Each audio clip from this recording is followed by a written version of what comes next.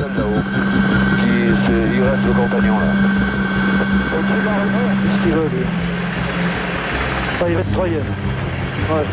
Faut le troyer? Ouais. Viens vers moi là, vers moi. Vers moi. Comme ça.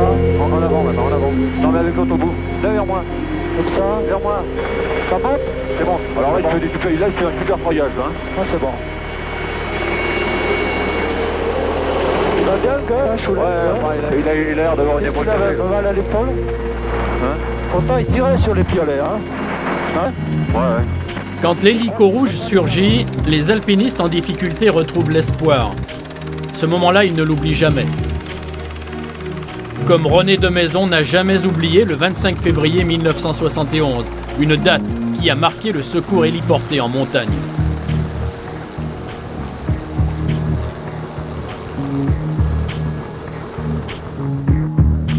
Chamonix, 5 août 2005. René de Maison signe son dernier ouvrage autobiographique, Les forces de la montagne. Et ils sont nombreux à vouloir approcher le grand alpiniste. Moi, c'est un grand guide. Ça fait longtemps que je vis à Chamonix, ça fait longtemps que je le connais. En fait, il a grimpé avec mon oncle et moi, je suis devenu guide après. Certains ont encore en tête les terribles heures qu'il a vécues dans les Grandes Jorasses en 1971. 342 heures dans les Jorasses, ça oui. Oui, je m'en souviens fort bien. On a suivi ça et je l'ai vu peu de temps après. D'ailleurs, il avait encore très très mal aux mains, il avait du mal à écrire.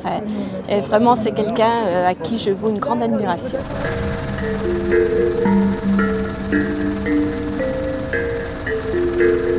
Début 71, René de Maison est âgé de 40 ans. Il est expérimenté, envié, admiré. Un guide de 23 ans, Serge Gousseau, veut tenter avec lui une hivernale dans le Mont Blanc. Les deux hommes se décident pour la face nord-est de l'éperon Walker aux Grandes Jorasses. C'est un mur qui culmine à 4100 mètres. La voie est attaquée le 10 février, mais très vite, le mauvais temps s'installe. Quand le mauvais temps est arrivé, que des pierres ont coupé les cordes, que Serge a commencé à être vraiment très fatigué d'une façon anormale, il était trop tard pour redescendre. On avait franchi le point de retour, c'était sortir au sommet où il restait. On n'avait pas le choix, sortir au sommet où il restait. Et puis le lendemain, Serge m'a dit non, je ne bouge plus. Il dit, écoute, Serge, tu mets les pieds à plat sur le rocher, je te hisse comme je l'ai fait jusque-là, en te tirant au jumard, tu montes comme ça, tu n'auras pas d'effort à faire, juste mettre les pieds à plat sur le rocher. Il n'a jamais voulu. Il a dit non, je suis là, je ne bouge plus. Et je ne pouvais pas l'abandonner. Serge Gousseau, gelé, épuisé, meurt dans la paroi à 80 mètres seulement du sommet. René de Maison est vivant, mais terriblement éprouvé. Il est bloqué dans l'éperon Walker. L'homme qui va sauver de Maison est un pilote d'hélicoptère.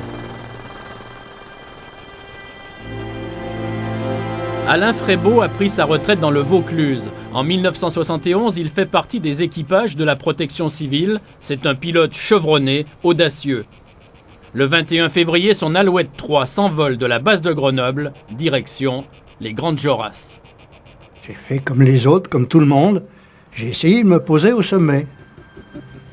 Dès que je passais les pales au-dessus du vide, évidemment, l'hélico, il se retrouvait jeté. Je me suis retrouvé 50 mètres plus haut, alors je ne pouvais pas.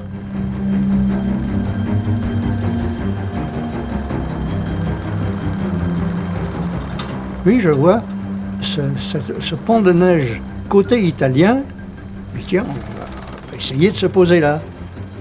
On s'est fait chahuter au passage de l'arête, mais après, derrière, grand calme, posé sur une esplanade où il y avait de quoi poser deux appareils.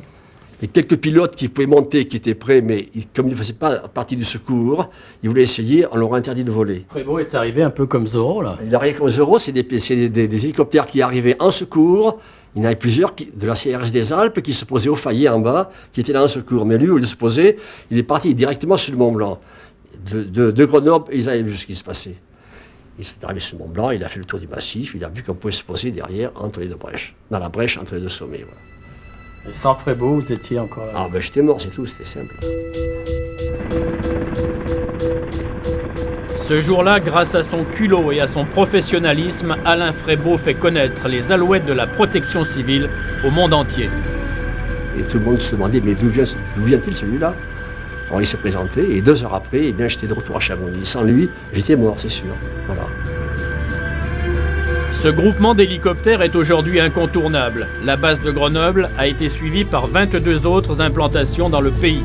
Depuis 1957, les Rouges, comme on dit, ont effectué 300 000 missions et secouru un peu plus de 200 000 personnes. Monument historique. Ah oui, oui. Mythique et pro-Walker de la façon des Grandes Jorasses, ça c'est sûr. Ah ouais, faut en avoir pour aller là-dedans, c'est clair. Surtout à cette époque-là de l'année.